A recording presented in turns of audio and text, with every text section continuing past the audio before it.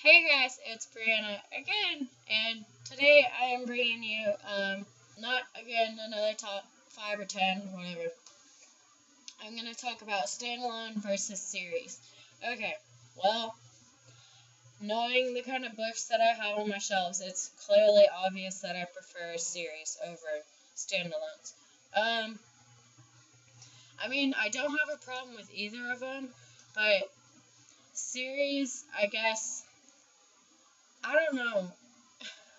It's just something about series that I love more, just probably because of like the world it's set in and because usually when I think of standalones, I think of like contemporary kind of real life stories, kind of like say for example, like the last song by Nicholas Sparks, standalone right here, or The Fault in Our Stars by John Green. That's a standalone.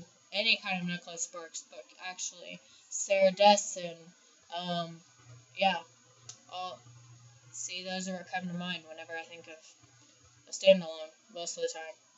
And then there's series, which are a variety of things, like the Vampire Diaries, Vampire Academy, all these series I have everywhere. The Maze Runner series, Delirium, Divergent, like all series. Like I just prefer them better, just because of like the story building and all the world and the characters and everything about series I prefer better. Standalones usually sometimes will end like a really big cliffhanger. Sometimes like they don't give closure. Like the problem with that I had with the host. I would really like for this to be a series because, of course, that's how I am. And, I mean, it could alone be a standalone. Obviously, it is at this point. Of course, there's rumors that it will be a series, but Stephanie Meyer, as I've said in my previous video, it's Stephanie Meyer. We can't expect anything from this lady. Like, it doesn't happen. So, usually series, like, it'll end in a cliffhanger, which is the purpose, so you can't, like, end the series there. Each book will end in, like, a cliffhanger. Usually the last book in the series kind of gives closure in the end of the world, and you can be satisfied. Sometimes what kind of sucks about series is it can kind of get overwhelming. And an example of this, which I'm really glad that I started about third book into this, is the House of Night series. There is currently 11 books out. The 12th book, which is, I believe, revealed, is coming out, I think, within the next month, I believe. And the good thing is there's only revealed, and then there's the 13th book will be the final book in this series, finally. Sometimes it can get overwhelming. I mean, these aren't really big books. Usually each book ranges from about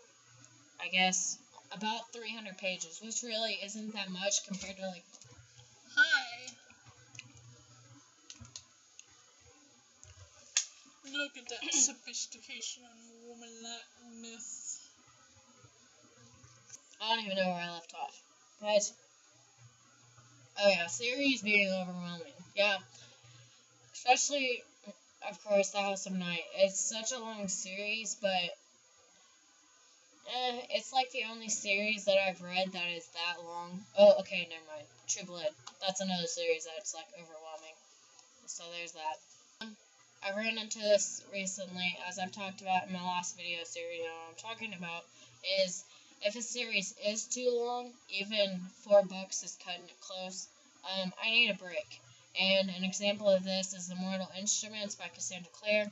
I didn't have a problem with the series at all. I love it.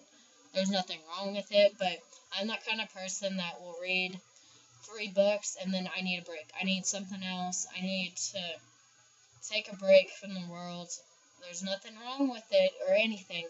I just need a break from the world. I need to refresh my mind, take a break, and then come in, like, again with it, I guess, if that makes sense. And then standalones are standalone. It's just, I don't really love standalones just because I don't read them as often, obviously, because I have so many series up here. And standalones are just alone. Like, they don't have another book with it. And, yeah, obviously I prefer series over standalones. Let me know below if you agree with me or if you disagree. I would love to know. I would love to know what you think about this. So let me know. Okay. Bye.